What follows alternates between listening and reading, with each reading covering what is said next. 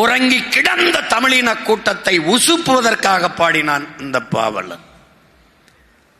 இத்தனை பெரிய இன கூட்டத்தில் ஒருவன் உடனே விழித்தான், அவனே நம் உயிர் தலைவன் பிரபாகரன். தூங்கும் புலியை பறை கொண்டு எழுப்பினோம், தூய தமிழரை தமிழ் கொண்டு எழுப்பினோம். ஆனால் தமிழையும் தமிழரையும் அந்த ஒற்றை புலிதான் உலகம் முழுமைக்கும் உசுப்பியது என்பதை என்னரும் தம்பிதங்குகள் புரிந்து கொள்ள வேண்டும். பூட்டிய இரும்பு கூட்டின் கதவு திறந்தது, சிறுத்தையே வெளியே வா. எலியன உன்னை இகழ்ந்தவர் நடுங்க புலியன செயல் செய்ய புறப்படுவில். நம்பினை பகலினை நள்ளிருள் என்று சிம்புட் பறவையே சிறகை விரி எழு. சிங்க இளைஞனே திருப்பு முகம் திற விழி. இங்கு நாட்டிற்கு இழி கழுதை ஆட்சியா? கை விரித்து வந்த கயவர் நம்மிடை பொய் விரித்து நம் புலன்கள் மறைத்து தமிழுக்கு விளங்கிட்டு தாயகம் பற்றி நமக்குள்ள உரிமை தமக்கென்பார் எனில் வழி வழி வந்த உன் மரத்தனம் எங்கே, மொழிப்பற்றெங்கே, விழிப்புற்று எழு என்றான் புரட்சி பாவனன். எழுந்தான் நம் உயிர் தலைவன் மேதகவே பிரபாகரன் அவர்கள். புகழ்ச்சியே நம் பூணாம் என்றும் இகழ்ச்சி நேர்ந்தால் இறப்போம் என்றும் வையம் ஆண்ட வண்டமில் மரவே உன் கையிருப்பை காட்ட எழு என்றான். எழுந்தான் நம் உயிர் தலைவன். அவனோடு சேர்ந்து 50,000 மாவீரர்களும் எழுந்தார்கள், கிளர்ந்தார்கள். இன விடுதலை அரசியல் களத்தில், புரட்சி களத்தில் அவர்கள் அங்கே விதையாக விழுந்தார்கள். அவன் வழி வழியே வருகிற மானத்தமிழ் வீரத்தமிழ் மறவர் பிள்ளைகள் இன்னொரு தாயினத்திலே நாங்கள் தமிழர்கள் என்று அறிவார்ந்த அரசியல் களத்திலே கிளர்ந்து எழுந்திருக்கிறோம். அந்த கூட்டத்தில் ஒரு துளியாக இந்த அவையிலே பொதுக்குழுவில் கூடியிருக்கிறோம். என் அன்பு பிள்ளைகளே, பேரன்பு கொண்டு நான் நேசிக்கும் பேரினத்தின் மக்களே, போர் என்பது ரத்தம் சிந்தும் அரசியல், அரசியல் என்பது ரத்தம் சிந்தாத போர். நம் தலைவன் செய்தது நம் இனத்தின் விடுதலைக்காக ரத்தம் சிந்தும் அரசியல். அவன் பிள்ளைகள் இந்த தாய் நிலத்தில் செய்து கொண்டிருப்பது ரத்தம் சிந்தாத போர், அரசியல் போர். இந்த போரில் இடையில் அவ்வப்போது வரும் அக்கப்போர், அது நம் மாட்டுக்கு இரையாக போடக்கூடிய வக்கப்போர் என்பதை தம்பி தங்கிகள் புரிந்து கொள்ள வேண்டும். இங்கே பொதுக்குழுவினுடைய சிறப்பு அறிவிக்கையாக நம் பிள்ளைகள் பிரச்சனைகளை எல்லாம் கேட்டீர்கள். இருக்கிற நம் மக்கள் அன்றாடம் அனுபவித்துக் கொண்டிருக்கிற பிரச்சனைகளில் இது ஒரு துளி, எவ்வளவுதான். இந்த பிரச்சனைகளுக்கெல்லாம் ஒரே ஒரு விடிவு நாம் தமிழர் கட்சியின் வெற்றி ஒன்றுதான் என்பதை என் அன்பிற்கினிய அறிவு சமூகம் புரிந்து கொள்ள வேண்டும். என் அன்பு உடன் பிறந்தார்களே, ஒருவன் தானும் தன் குடும்பமும் வாழ வேண்டும் என்று உழைக்கத் தொடங்கினால் அவன் மனிதனாகிறான். தானும் தன் குடும்பமும் வாழ்வது போல தான் பிறந்த பெருமை மிக்க சமூகமும் வாழ வேண்டும் என்று உழைக்கத் தொடங்கினான், அவன் மாமனிதனாகிறான் என்கிறான் மார்க்ஸ்.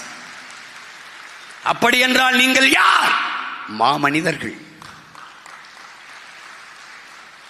தடம் பார்த்து நடப்பவன் மனிதன், தடம் பதித்து நடப்பவன் மாமனிதன் என்கிறான் ஃபிடல் காஸ்ட்ரோ. அப்படி என்றால் நீங்கள் யார்? நம் முன்னவர்கள் பதித்து வைத்த வரலாற்று சுவடின் வழியிலே நாம் பயணித்துக் கொண்டிருக்கிறோம். அந்த பயணம் யாருக்கானது? வருங்கால தலைமுறைக்கான வழிகாட்டுதலுக்கு. நீங்கள் தடம் பதித்துக் கொண்டிருக்கிற மாமனிதர்களாக இயங்கிக் கொண்டிருக்கிறீர்கள். அறிவாசான அம்பேத்கர் யாருக்கோ உழைக்கிறோம் என்கிற எண்ணத்தை கைவிடு, நீ பிறந்த பெருமை மிக்க சமூகத்திற்காக உழைக்கிறாய் என்கிற பெருமிதமும் திமிரும் கொண்டு இரு என்கிறார். அந்த பெருமிதத்தையும் திமிரும் கொண்டு நீங்கள் நிமிர்ந்து நிற்க வேண்டும் என்பதுதான் என்னுடைய அன்பு வேண்டுகோள். ஏன் மற்றவர்களுக்கு இது வெறும் அரசியல் களம், நமக்கு இது அன்னை தமிழ் தேசியனத்தின் விடுதலைக்கான போர்க்களம். மக்களாட்சியை ஏற்றுக்கொண்டிருக்கிற மண்ணில் அடிமைப்பட்ட மக்களுக்கு விடுதலைக்கு இருக்கிற கடைசி கருவி ஆட்சி அதிகாரம் மட்டும்தான். இதைத்தான் அறிவாசான் அண்ணல் அம்பேத்கர் அனைத்து துன்ப பூட்டுகளுக்குமான சாவி ஆட்சி அதிகாரம் மட்டுமே என்கிறார். அதிகாரம் மிக வலிமையானது, அதை அடைந்து விட்டால் அனைத்தும் எளிமையானது.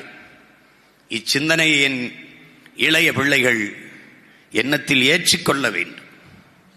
ஆனால் இந்த நிலத்தில் நிறுவப்பட்டிருக்கிற அதிகாரம் மிக கொடுமையானது.